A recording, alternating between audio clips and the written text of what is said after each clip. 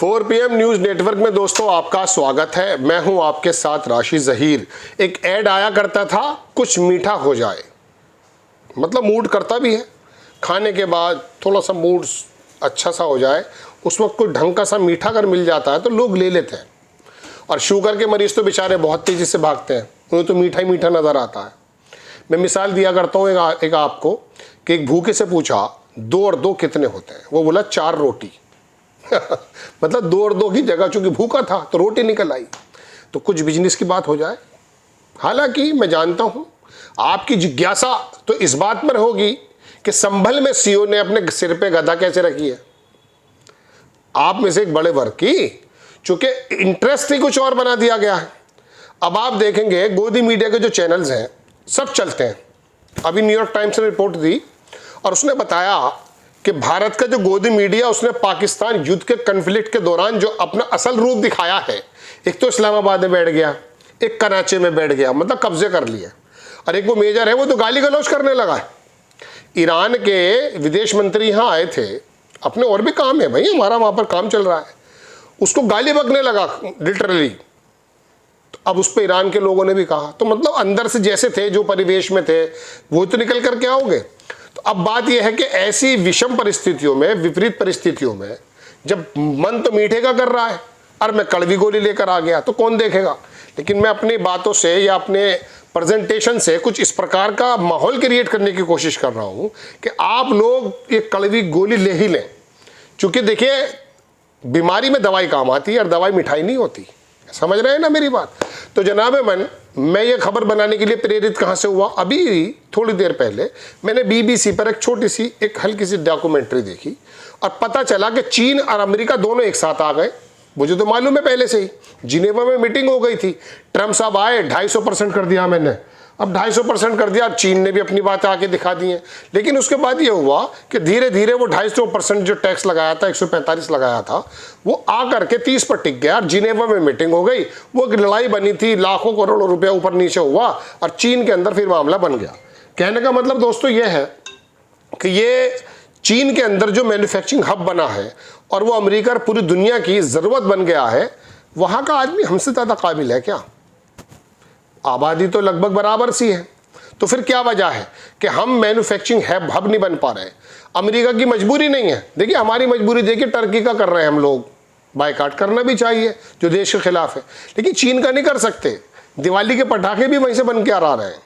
कहने का मतलब ये उसने अपना इंफ्रास्ट्रक्चर कुछ इस प्रकार का बना दिया चीन ने कि खेत पे काम करने वाला रात को मैन्युफैक्चरिंग यूनिट पे काम करता, अपनी अपनी यूनिटें बनी हुई हैं। इस बात को नहीं बताना चाहता, 2-3 बात बताना चाहता हूँ कि दरअसल बात यह है दोस्तों, ये 2-4 मैंने स्क्रीनशॉट भी लिया और कुछ बातें और भी बताऊँगा। BBC का स्क्रीनशॉट दिखाता हूँ पहला आपको। इसके अंदर यह है दोस्तों कि लिखता यह है कि US announce China trade deal in Geneva. Geneva में मुलाकात हो गई थी, वो बात हो गई, तो उसके अंदर वो उनका ख़त्म हो गया, चीन का उनका दोनों के ताल्लुकात बन गए।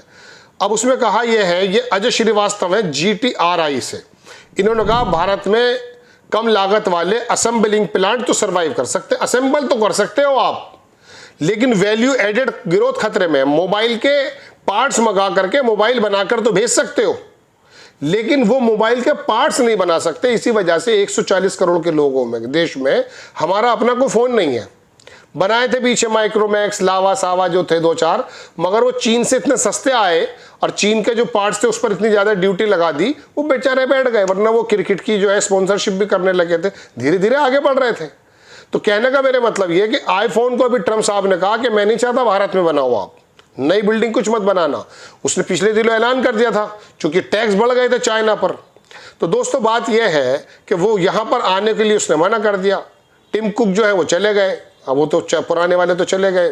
खैर, तो कहने का मतलब यह है कि अब यहाँ पर आईफोन आता आता टैक्स की वजह से फिर दोबारा चीन चला गया और बाकी कंपनीज यहाँ आती नहीं है। ये विशेषज्ञ ये बता रहे हैं कि हम जो अपना ग्रोथ है वो बढ़ नहीं पा रहा कई सालों से, और मैन्युफैक्चरिंग की दुनिया में भी हम आगे इसलिए नहीं आते क्योंकि असेंबल्ड तो हम कर लेते हैं लेकिन हम उसको बनाते नहीं हैं। 17 बिलियन के करीब का हम आईफोन बनाते हैं यहाँ पर भारत में, असेंबल करते हैं। 16.5 बिलियन की तो लागत होती है उसमें, 500 मिलियन घर पे लेके बैठ जाओ आप।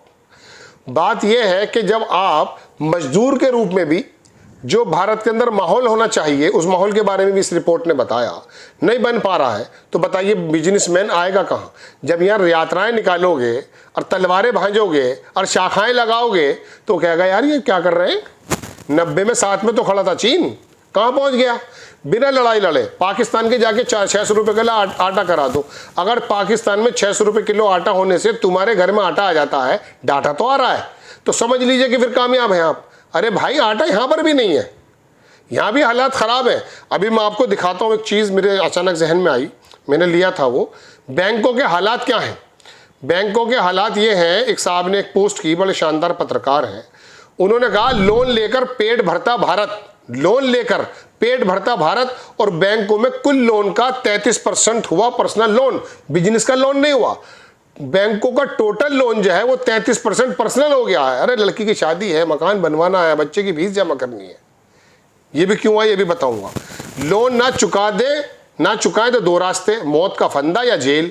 देश से के साथ उसका बैंकिंग सिस्टम खतरे में है।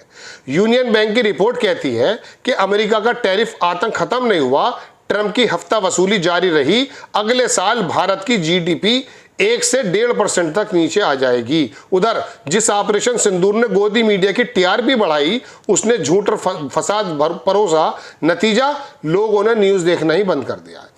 मैं आपको दरअसल ये खबर तो बताने आया था, लेकिन मैं बताने ये आया था कि चीन जो है, ये मुझे अलग से एपिसोड बनाना चाहिए। जब चीन बन गया है सिरमौर, तो हमें भी आगे क्यों नहीं जाना चाहिए। इसने 3 अखबारों की कटिंग लगाई दोस्तों, इसमें कहा bigger share to private consumption seems to be डेप्ट फाइनेंस नाउ। नीचे लिखते हैं पर्सनल लोन जो है weight in the total bank credit has also increase, वही मैं आपको बता चुका हूं। और नीचे लिखा new contribution to TV viewership रोज बढ़ गए हैं 16% ड्यूरिंग ऑपरेशन सिंदूर। सिंदूर के मद्देनजर इन गोदी मीडिया के जो बागड़ बिल्ले हैं, इनको देखने की तो हमें कोशिश बढ़ी। लेकिन दोस्तों बाद में बताना ही चाहता हूं कि चीन तो आपस में अमेरिका के ताल्लुक बन गए, हमारे यहाँ माहौल वो है नहीं।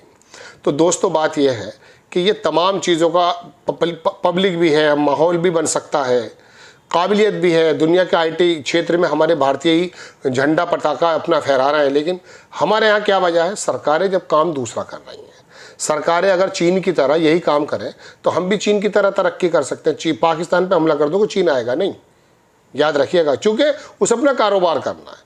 लेकिन वो धीरे धीरे रक्षा क्षेत्र में, मैन्युफैक्चरिंग क्षेत्र में इतना मजबूत हो गया है कि अमेरिका को भी उसके सामने बैठ करके बात करनी पड़ी है।